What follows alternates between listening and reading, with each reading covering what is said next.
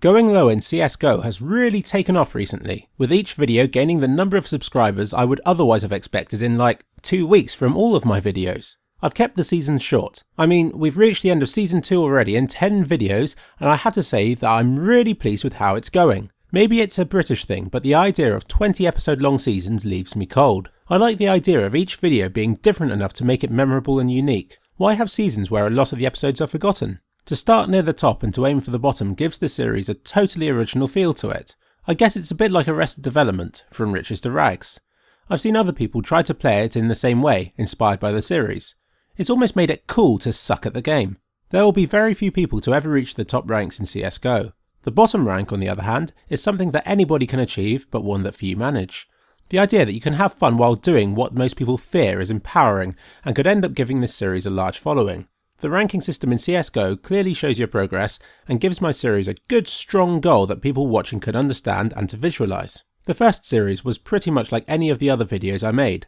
Took a few hours to edit and so on, but it was based on an idea that I had had for a while. In fact, you can trace it back to the Cubicle Brothers, where I had this idea that we could play through old games but with extra challenges. For example, running on a treadmill on Operation Flashpoint, or shooting yourself with a BB gun if you get shot in game and so on. I have this 5-second clip in my mind of somebody falling face first on a treadmill while somebody else shoots himself and stumbles to the floor, the game still rolling as this is happening. Sadly, it never got made, and the closest we got to it was the Operation Flashpoint playthrough before the whole channel kind of dissolved.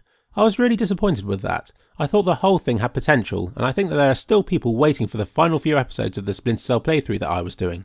I will finish it one day, and it will be awesome. Anyhow, I had this idea with the original Going Low in CSGO that I'd set myself physical challenges, like changing my controls to something ridiculous, or playing with super high sensitivity or with an inverted mouse movement. That's why I was experimenting with a video camera view on the first game I played. These physical challenges proved to be a bit boring to watch. I'd quickly adapt, but wouldn't be good enough with it to manage fun looking stunts and rounds in game. It was frustrating. Also, watching me playing the game was as boring as it sounded. With Season 2, the series began to overtake How Will He Die in popularity. Still nothing massive until near the end, but I worked harder on each episode, giving them a break in the middle where I would talk fondly about my times on Counter-Strike Source.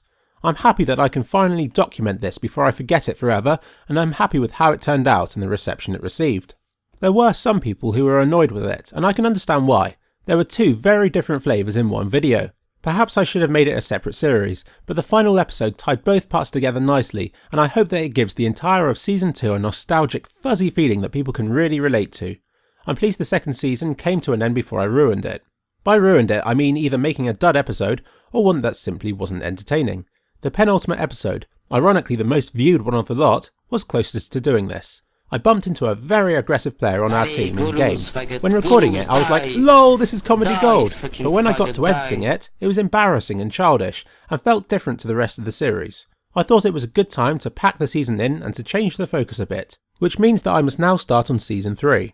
I must somehow find a way of changing the formula so that people don't get bored, upping the quality of the series, and all the while making sure that it's still going low in CSGO.